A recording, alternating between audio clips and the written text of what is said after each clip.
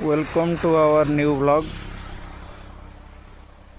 This is the watermelon field of Smaranika Agri Services.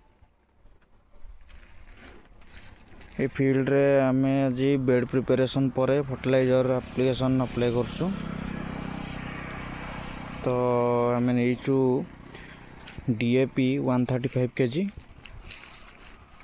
आउ urea 45 kg, boron 20 kg, zinc 10 kg।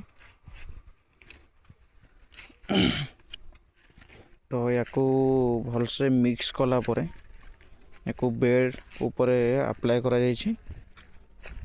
आउ ता सहित vermi compost 150 kg for 2 acres। एगुड़ाक सबू bed उपरे apply कला परे ताकू मिसा जाउची बेड रे। तो देखि पारथिबे आपण किपरि भाव ए फर्टिलाइजर एप्लिकेशन और FIM जोटा कि फार्म यार्ड मैन्योर केमते अप्लाई करा जाउची। सेठी